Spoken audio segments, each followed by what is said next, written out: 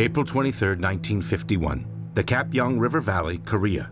Perched atop Hill 677, the 700 soldiers of the 2nd Battalion Princess Patricia's Canadian Light Infantry anxiously watched the army of their South Korean allies retreating below their position, pursued by 20,000 Chinese. 22-year-old Lieutenant Hub Gray was there. Well, we had been in the line for 30 days, and we came out for a rest. And then suddenly we were warned that we had to move to the front. However, the thrust of the Chinese was much faster than anyone had anticipated. They advanced 40 kilometers in about 36 hours. 3 kilometers across the valley on Hill 504 is the 3rd Battalion Royal Australian Regiment. It would be up to the Canadians and Australians to stop the Chinese juggernaut. Significantly outnumbered, the Battle of Kapyong is about to begin. It would be a small battle with monumental consequences.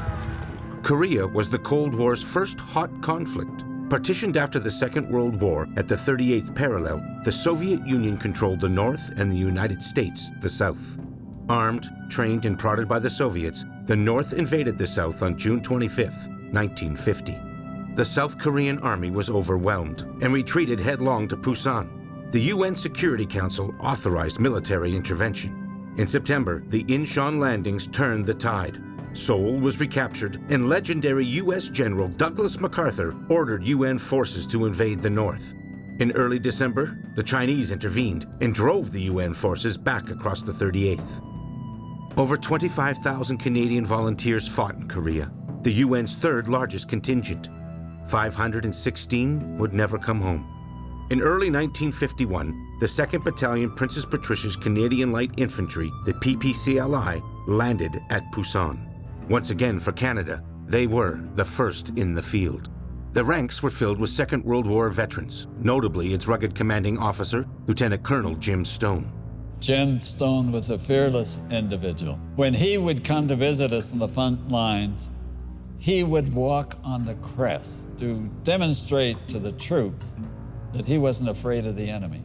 He was, in my view, a brilliant tactician. By late April, the PPCLI, or Patricias, were in reserve south of Kapyong. On April 22nd, the Chinese launched a major attack and broke through the UN line north of Kapyong. The Australians and Canadians rushed forward to plug the gap and occupied 2 hills that dominated the narrow entrance to the Kapyong River Valley. If they broke, the road to Seoul would be open.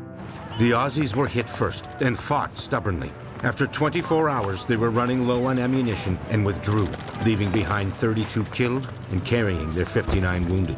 Earlier in the evening, the Australians, they were withdrawing across the river in fighting their withdrawing battle. And company commander asked us to fire on the enemy.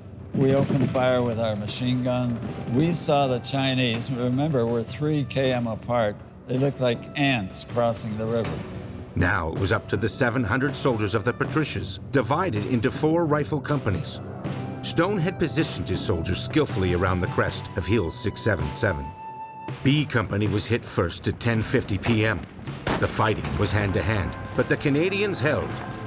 So when they attacked, they would first of all yell like banshees, trying to frighten us. And when they were 100 meters away, it really woke you up, believe me. They would mass their troops on a very small front. They would send in a row of men 30 to 50 across, 30 meters behind another row, and seemingly unending masses in that way. They all carried a light machine gun. We, on the other hand, had a rifle designed in 1914, single shot, bolt action, the Enfield. Several hundred Chinese silently infiltrated the Canadian lines. Luckily, Lieutenant Gray saw them coming. All our companies were in the front of a slope. We were behind a reverse side of the slope, which would have been about 50 meters or 60 meters high.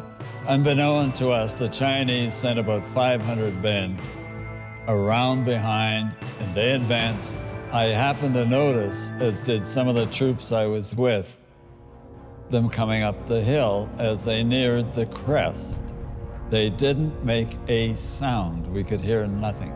I was detached from the action of the firing of the mortars with 4 half-tracks. Each half-track has 2 machine guns, one 30 caliber and one 50 caliber.